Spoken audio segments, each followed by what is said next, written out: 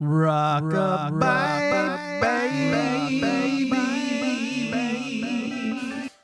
Hey, welcome back to the podcast.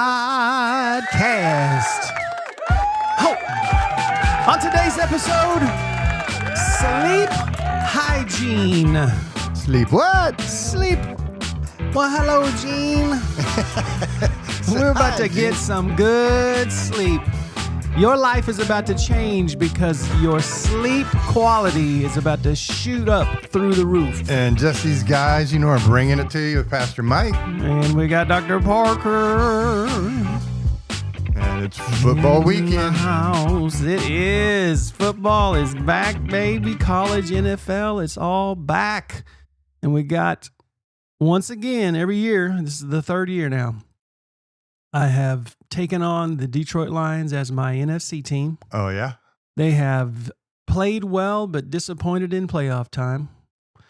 They're in the playoffs. They're about as useful as a catcher in T-ball. Barely useful. But they did it. They went in to the Lambeau Field in Green Bay, and they put a whooping on the Packers. If you know, you know. And so, sorry, Scotty. Yeah, so excited for football. I smelled it this morning big time. My buddy and I, again, Todd, 2 weeks in a row, he gets a shout out. We always send a text. I smelled it. It's that when you first smell football in the air, you step outside. It's just really very, there it is. I can smell it. It's that beautiful smell. Do you still smell the helmets and the uniform, that oh yeah, the plastic, the must, the cleats? Yeah, oh yeah, you can just smell it. Stinky locker room. It has a distinct odor for sure. Well, speaking of odors, take you back. Yep. Sleep hygiene. Sleep hygiene. You brought this up, and I really had no clue what you were talking about. I thought you were going to say, take a shower before you go to bed. But it's a little more than that.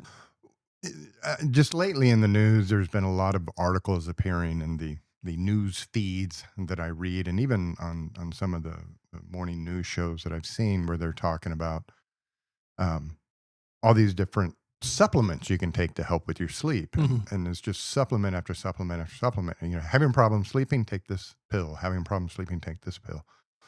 And sleep is a real critical part of our mental health. And in fact, when I prescribe, but when my full treatment plan when I'm working with somebody is first we get their ability to stabilize and control themselves in place. Then we work on their cognitions and changing how they think. And then we work on their daily routines. And part of that daily routine is sleep, because our brain needs to store away memories. It needs to rest. It needs to remove gunk that we've processed and built up all day, the little poopies from the neurons that are floating around in our brain soup. We need to get rid of all of that. All that happens during the sleep. And sleep is very critical for mental health. Sleep is critical for health, period. And so that's always part of a leg of what we'll do in treatment, comprising a total package of treatment. So when I've been seeing all this news lately about having trouble sleeping, and all the statistics about how many people are having trouble sleeping, and all the statistics about how much money people are spending on sleep aids, I thought, we have never talked about sleep. Sleep, yeah. And it's really important. So something that I was reminded of when you brought this up was at one of the most critical times in my life, when sleep was critical. Of course, it's always been the case, but when sleep was extra critical, was actually during college. Yeah. And during college, for a year and a half or so, I lived in a fraternity with a large group of dudes, and we all slept in a large sleeping dorm. And the rule was you had to have all of the windows open. Really? In order for that many people. I think this was totally made up. I think they were messing with us. We were being punked. Yeah. But all of the windows were open. every day of the year. And so in the middle of winter, you talk about a cold plunge. In the middle of winter, we were cold plunging our sleep. In the middle of winter, if it was 2 degrees outside, it was 2 degrees in the sleeping dorm. Yeah. We had dudes going, we would all go to bed with our biggest coats on and stocking caps and everything. But here's the irony. I've never slept better. Yeah. We got the best sleep. And so somebody knew what they was doing. When I was in the military, sleep was a really critical factor because the schedules we would work on the ship, it would be a 12 on, 12 off, or 6 on, 6 off. And then sometimes they would or 6 on, 12 off. Mm-hmm. So we would work for 6 hours, be off for 6 hours, work for 6 hours, be off for 6 hours, or 6 on, 12 off. We'd work for 6 hours, be off for 12 hours, but we'd have a regular work day, 7 to 4. So your watch schedule is rotating. So every night you're sleeping at a different time or not sleeping at all. And so there was always this movement. There was no opportunity for routine. So I always liked the 12 on, 12 off, Mm-hmm. because they would not then do a regular work day and you would get 12 hours off and you could set a routine for sleeping, or 8 on, 8 off. I mean, they have all these weird schedules they throw at us. Mm. So we learned, when you get 6 hours, you work from 8 to 4, then you stay on duty from, 6 to midnight, and then midnight to 6, you get to sleep, but you got to be back up to go work or be on duty. So when that opportunity presented itself for sleep, you had to learn how to go to sleep. Even if you weren't tired, you had to learn how to sleep. Mm-hmm. And so I learned how to make myself go to sleep at a specific time on demand when I wanted it to, through all of that process. But most people don't know how to go to sleep. Most people just lay there and let their mind run like wild horses and complain that they're not going to sleep. Yeah. And there are actually, very specific techniques to put yourself to sleep. And we've talked about those for anxiety. Sure. And that is the 3-step process. And there's that little 30-second video we did. But you diaphragmatic breathing, you breathe into your belly, box breathing. Navy SEALs call it box breathing. You breathe into your belly, you hold it, and you release it. And, kind of a 10-second breathing cycle. And that 10 seconds of breathing causes the brain to start to slow down and to relax. And during that same period of time, you fill your mind with something non-stimulating. And so you'll hear, like you were talking about the other day, that people will count. Mm-hmm. 5 things you can see, 4 things you can touch. What you're doing is you're putting something in your mind that is not stimulating. And so if you just lay there and let your brain run, it's going to go to the stressors of your life, going to go to your worries and what ifs, and you're just going to imagine all sorts of things. It's going to stimulate your brain. You're filling your mind with stimulating things, so your brain's going to wake up. So you take control of the mind by filling it with calming, peaceful things. And if it helps, then listen to the sea music or the rain. I've got a video coming up where it's just, rain for a period of time. You can put that on loop and just listen to the rain. There's nothing exciting about the rain. So it helps you go to sleep because you're filling your mind with this pleasant sound. Mm-hmm. You're breathing, filling your mind with a pleasant sound. And if you just practice that, 20 times a day, then you learn to you train yourself to be able to relax on command. And the key to going to sleep is being able to relax. So I don't know. I can't quite understand this whole idea behind white noise. Mm-hmm. I suppose that's what the rain is, but there you can, I'm sure most people out there know this. You can get an app that has different white noise and there's different even colors to it, but it's impossible for me to sleep with that stuff going on. I don't know why one brain works. It works on it and another one doesn't, but that's what I tell everybody. It's different. Don't, because I would say, picture this and picture that. And then the person would be getting frustrated and anxious because they couldn't picture it. Yeah. I'm like, whoa. It's not, the ocean is not the key. It's something in your mind. Now, the white noise, what that is it helps drown out other noises. Gotcha. Yeah. And so you'll That's see it right. in like in a therapist's office, you'll see a white noise machine outside the door or inside the door, because if you're sitting in the therapist's office and you hear somebody in the hallway talking about their barbecue that weekend, now you don't feel alone. You feel like, well, if I can hear them, they can hear me. Yeah. Or if you're, laying in your bed in your house and the neighbors are kind of tinkering around in the garage or coming and going, those noise occupy your mind, and you now begin wondering, what are they doing over there? And so it's, bringing you into a reality where you're thinking about what's going on at the neighbor's house. Well, the white noise drowns out the extraneous noises that occur outside, so that allows you to focus inward on your ability to go to sleep. That's what white noise is about. Yep. Gotcha. All right. So hit us with some of these thoughts on sleep hygiene. And that one is really the most important, and to recognize that I have the power in my mind to relax my body and to set the table for me to drift off to sleep. And so you practice that breathing and clearing the mind for 30 seconds at a time, learning how to relax, learn how to relax your mind, your brain, relax your body. You practice that and practice that so that when it comes bedtime, you can go to sleep and use that tool to go to sleep. Because in this handout I have on sleep hygiene, that will become a very critical step. But the idea behind this is not complicated. I know it looks all official and stuff like that, but I take parents back to when their children were children. Yeah. And you have 2 children, right? Yep. 2 or 3? 2. 2. Okay. Yeah, as far as I know, 2.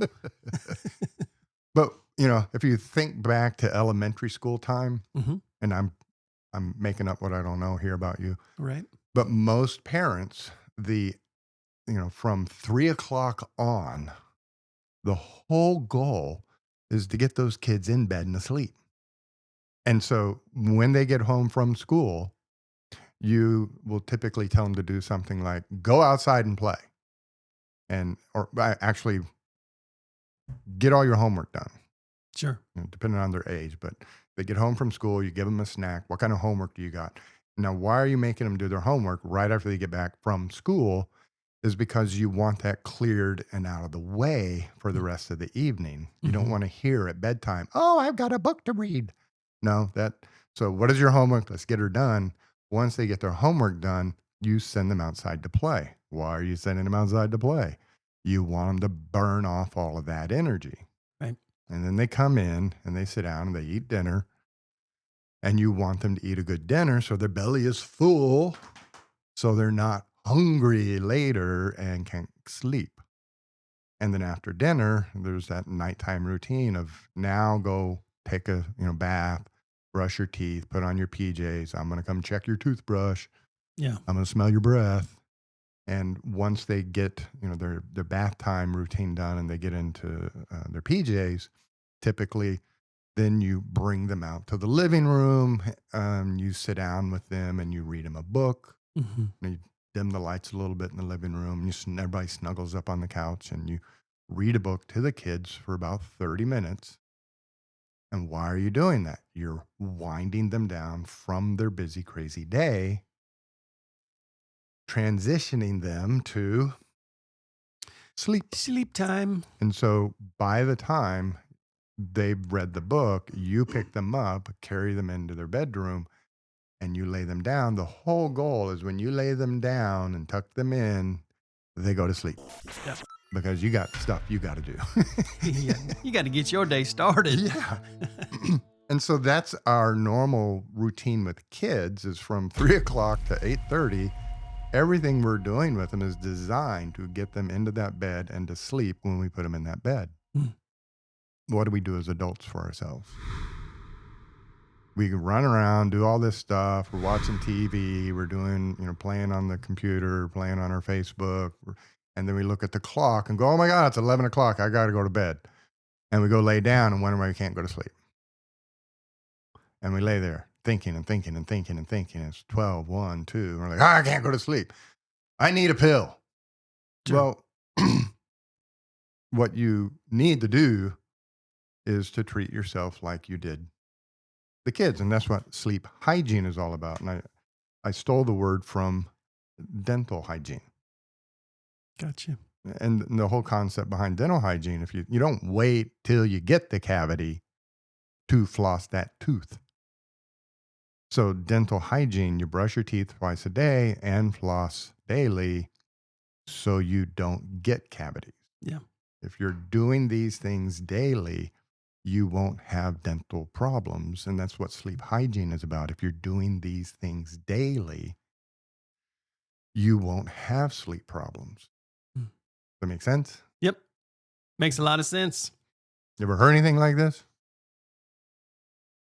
I probably have, but I've never paid attention. And so as I'm sitting here thinking, you talked about earlier being someone who had to figure out how to get to sleep because it was inconsistent, especially in your military days. Are you a power napper? yes. Yeah. Whew. I don't know if that has anything to do with that at all, but Well, and there's a skill set behind the power nap that you can then turn around and apply to the nighttime. But when you take that power nap, you told me before, you'll sit down in the chair and put your keys in your hand and drift. Yep. Hang them over the edge of the armchair. Is that what it's called? And then as soon as I drop them, I know I have gone right into the depth that I need to be. Right. And then I'll get up and I have so much energy. It's like night and day. Oh, yeah. Literally. I have energy for the rest of the day. And then I tend to sleep better that night as well. Yeah. But it can't go too long. You have to just get right into that you cut through the cold plunge ice and you get into that good space just for a few minutes and then boom. I always call it skimming the water. You don't, if you just kind of imagine a bird flying across the ocean and its toes are just dipping in the water as it goes. It's not going under the water. It's just skimming along. And that's, you go to that place in between awake and asleep and just kind of zzz, and you don't even know you did it until you wake up. Yeah. That's good. And then you're like, whoa, wow, that was a good power nap. And man, it makes a huge difference on just the functionality of the brain. But it's amazing. There are, a number of 3 major areas where I try to get people to address the sleep issue. And the first one is your physical health. If you're not physically healthy, then it's difficult to go to sleep because you got aches or pains or illnesses that are affecting you and keeping you awake. And so, just without going through all the details of what I've written here, but clean up the diet, get rid of the sugar. That's a stimulant that, causes the body and the brain to go haywire. Caffeine, kind of cut it out by noon or something because you want the stimulation of the drug to be out of the body by the time evening rolls around.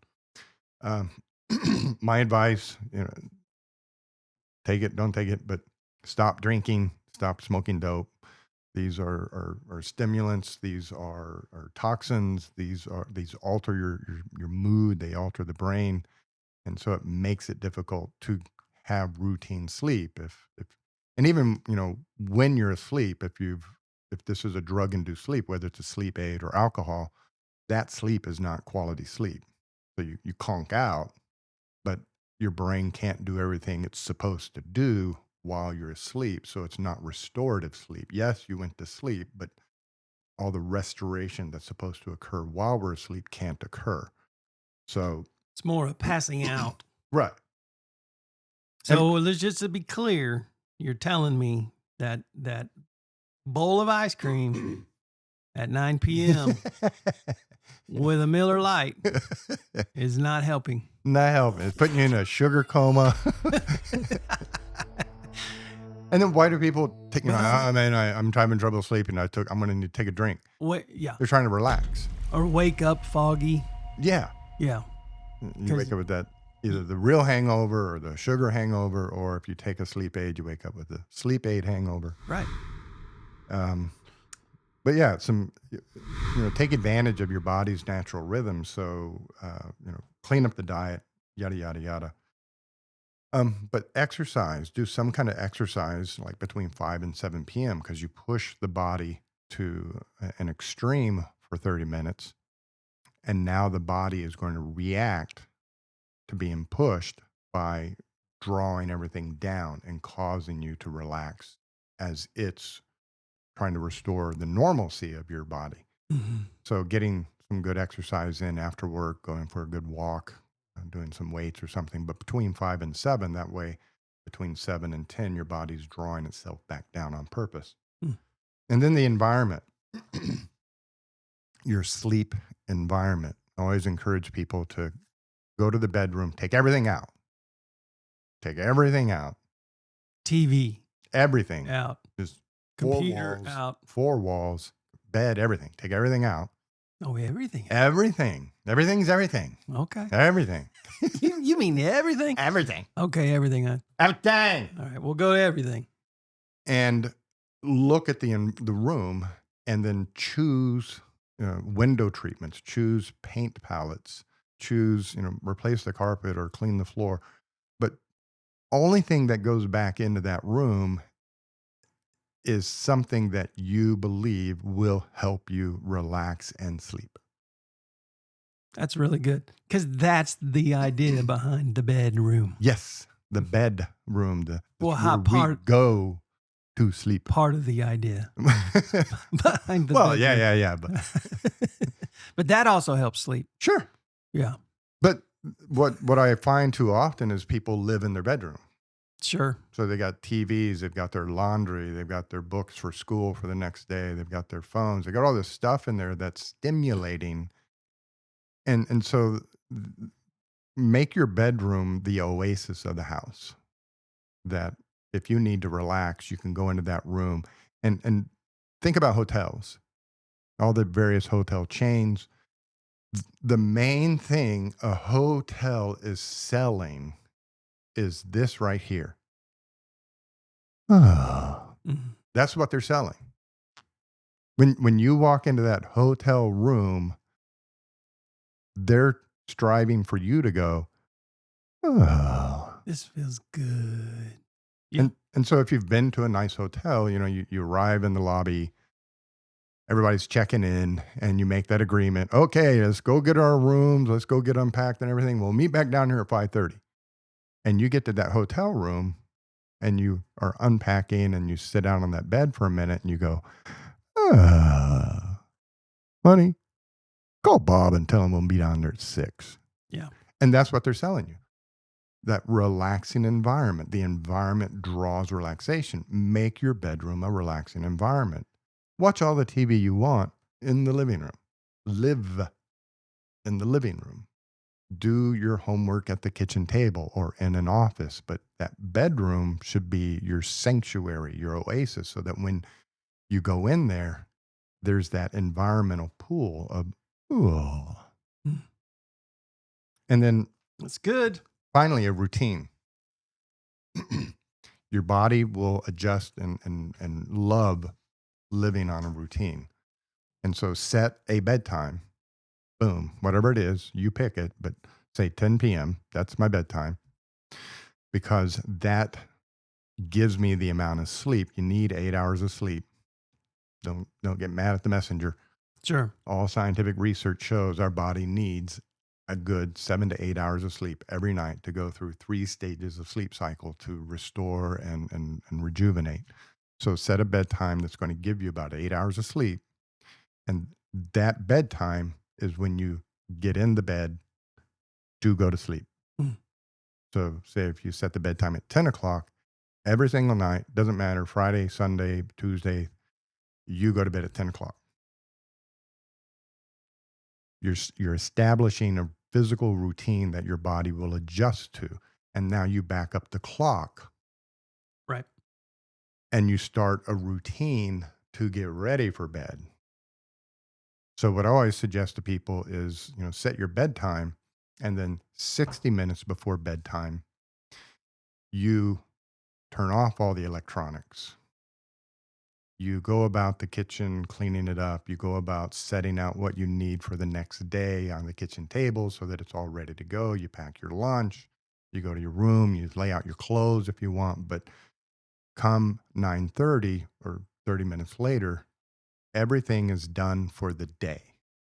You're turning away from the daytime, the waking activities. You're preparing to button that all up so that you can now turn to the evening time, the sleep activities. And so 60 minutes for bedtime, you shut down all the electronics, you button up all the stuff you have to get ready for the next day. You end whatever you're doing that day, you reach a stopping point. Now, 30 minutes before bedtime, you go in and get a nice hot shower, put on your night clothes. And after the shower and the night clothes, you go to a chair, not into the bed. You go to a chair, lights are dim, and you do 10, 15 minutes of light reading, not on the phone. The phone has electric lights. The phone has all sorts of distractions on it that pulls you in. Get you a magazine, get you a book, get you a daily meditation, get you a Bible, but whatever, paper, sit down and read something for 10 or 15 minutes to clear the mind of the day. And then at your bedtime, you put the book down and you go lay down in bed. And once you lay down in bed, turn out the lights, you do that breathing exercise. You tune into the meditation sounds or the movie that you're playing in your head or the mantra, Psalm 23, the Lord is my shepherd. But you focus in on a thought that helps you relax and go to sleep. Now, the key is to do this every single day. Every day. Because you're going to train your body, you're going to train your mind to go to sleep through this process. And what will start to happen is as it rolls around to 1 hour before bedtime, as it rolls around to 9 o'clock or so, you start feeling a little tired and you get up and you start shutting things down and you pack your lunch and you get your clothes out and you're like, and you stretch a little bit. And then you go step into the shower and the hot water relaxes the body and this feels good. And you get out and you put on your PJs and you smell your toothpaste and that now draws relaxation in and you're like, and you come out and you sit down, you dim the lights, you start reading. While you're reading, you're starting to yawn. You finish your reading, you close the book, you go crawl in between the sheets, the pillow, and you close your eyes, you focus on your image, you do your breathing, and you go to sleep. You do that every single day, the routine starts to take on the power of forcing you to sleep. And so I learned the skill because I had to learn the skill during my period of time on that ship that we only get to sleep once every couple of days. Let's take advantage of it. So that when I started undergraduate school, I was working, for the Navy. I was teaching from, 7 a.m. till 4 p.m. And then at 5 p.m. I was at the University of Hawaii and I was there till 9:30. And then I get back to the house 10 o'clock at night. And I had to be back up at 6 again the next morning to start my next day all over again. And so going to sleep at 10 o'clock, not doing anything else was extremely critical if I wanted to keep up that high-paced routine. And so 10 o'clock, do the exercise, go to sleep, get up, do it all again. And then when I got into graduate school, I kept it going because I know me. I could stay up till midnight one. Yeah, I could do that. But the next 2 or 3 days, I'm going to be tuckered. That's a nice, polite word. I can't say the real word. But I'm not going to feel well for a couple of days. It's going to take a couple of days to get back on the routine. So I was so invested in it to get through graduate school because I was working at the hospital 40 hours a week. I was working as a janitor 10 hours a week. I was teaching 2 classes at the university. I had 12 hours of patients I had to see. Then I had 12 to 15 hours of classes that I was taking. And so when 10 o'clock came around, I went to bed. And I was doing this class and I had a project in Rorschach's and I wrote my report, and I turned it in, and the professor caught me in the hallway and said, "Hey, I was reading your Rorschach report. It's so great. I was captivated." And I got to page 3, and it just stopped in the middle of the page. "Did your printer run out of ink, or did something happen?" I said, "No, it's 10 o'clock. He said, "What?" Oh, dude, it was 10. And I told him, I said, "It was 10 o'clock. I had to go to sleep." And he just stood there staring at me, blink, blink, like a penguin or something. Blink, blink. All right. A chicken. And I said, if I could have stayed up and finished that report for you, but then I would have been shit for the next 2 or 3 days, and I would have missed all this other stuff in the other classes. And then, so I went to bed. It's 10 o'clock. I'll go to bed. And he just stood there for a minute, not knowing how to respond. He finally said to me, he said, "Well, do you think you can get me the rest of it by Friday?" "Sure, I can do that." As long as it isn't 10. But that you do this, you don't need a sleep aid. Yeah. All right, so let's throw this hypothetical out there. Let's just say hypothetically, Dawn. Hey! This is my wife. Just hypothetically. She does all of this. She's really good at all of this stuff that you're talking about. I, however, am not. Mm-hmm.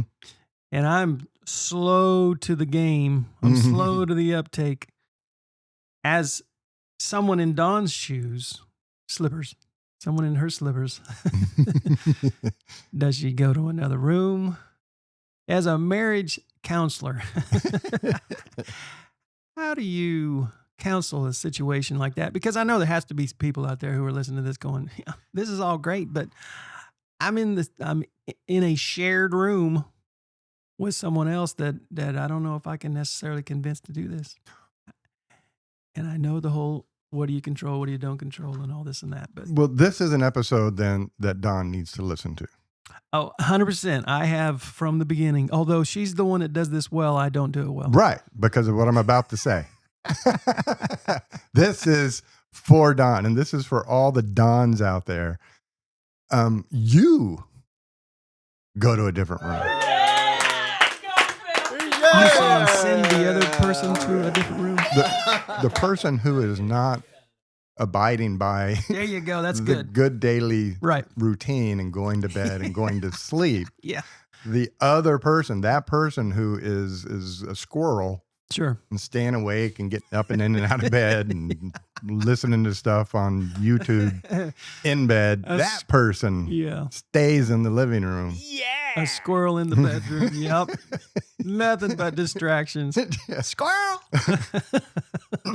But really, honestly, this is, a sign of maturation. You don't know what you're missing until you try it. But if you do this for 2 weeks, and it's that, so many people talk about these simple things, the 4 fundamentals, these simple things that we'll do.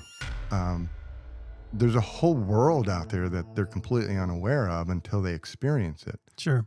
And when you are going to bed at a good time, and you lay down, your head hits the pillow, and you go to sleep within 15 minutes, and you wake up the next day restored, and the next day is so much better. Mm-hmm. And then it's like medicine. Each day that you're doing this, it's a better day. It's a better day. It's a better day. When you're getting good night sleeps, when you're getting good night sleep days in a row, Sure. and the body and the brain get to restore itself and rejuvenate itself, you're starting out the next day in a better spot. And it's like a 2-degree shift. Every day it just keeps getting better and better and better. And then people begin to wonder, why did it take me 30 years to learn this? Why did I, so many people will say to me, "Man, you should teach this to high school students." Yeah, that's true. And it's a weekly thing, and we'll just wrap up with this, but it's a weekly experience that I leave here going, man, this is going to help me so much. Because I'm standing over here going, I don't do hardly any of this very well. Most people don't. Yeah. And then they turn to the sleep aid, which just really complicates things. Yeah. Or they just deal with foggy life. Right. I don't know why I have no energy. That's me. Yeah. So awesome. Looking forward to this. Thank you, Doc. You're welcome. Yeah, that was really good. Good stuff. All right, I feel more rejuvenated and relaxed and alert. So you're saying I put you to sleep over there? No, I'm just talking about it. Just thinking about it. So, awesome. Thank you, Doc. Thank you guys for tuning in to Just These Guys, you know. Have an awesome week. And we will see you next week.